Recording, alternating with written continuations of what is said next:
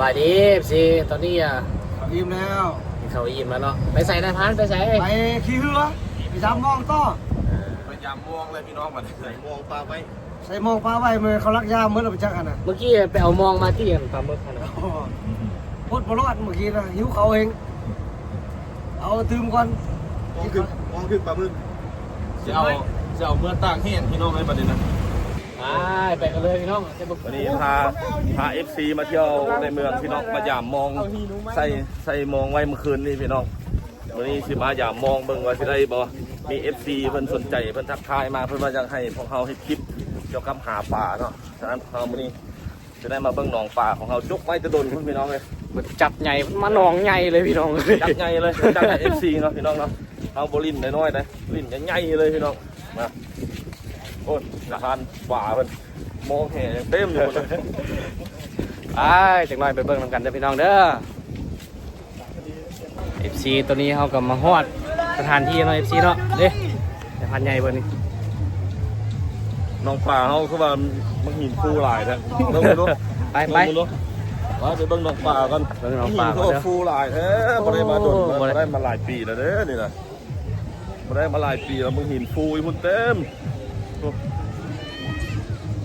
ปินให้พี่น้องได้เบิ่งเนาะนี่อันนี้กำลังมาเบิ่งบ่อนหาปลาพี่น้องเนี่ย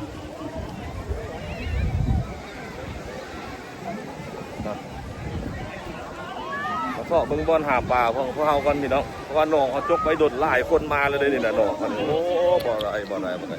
จะได้เก็บค่าธรรมเนียมแล้วนะพานเนาะเก็บค่าธรรมเนียมก่อน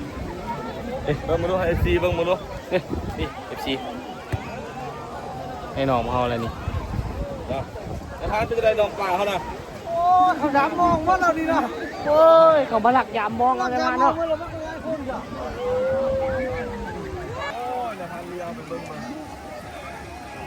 ยามมองมาแล้วพี่น้องเลย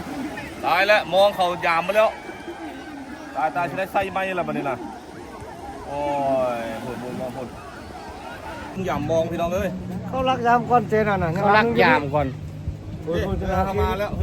เขาจะเอาเพื่อสายเขียวม้ามันเลือบตาจักหน่อยเด้อจักหน่อยเขาสิไปพุ่นจักหน่อยไปเบิ่งนำกันเด้อพี่น้องเด้อนี่นายพานเพิ่นกำลังอย่างนี้นายพานกำลังสิไปดำปดมองพี่น้องเลยมองเกาะปดไปแล้วรอมองน่ะโอ้กำลัง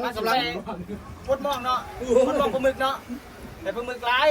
จนเบิ่งผลงานเพิ่นออกมาดูใช่ป่ะสดเลยนี่ให้เบิ่งให้ดูจับมาเบิ่งดูใน MC เบิ่งในสดหากเอาขึ้นมาจากน้ำนายพานมาเลือดยังย่อยอยู่ในหอยแครงนี่ดำป่าเด้อวันนี้เด้อพี่น้องดำป่าพี่น้องเอ้ยป่าวันนี้นะ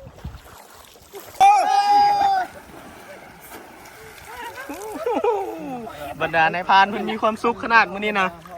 มวนหลายพี่น้อง FC ทุกคน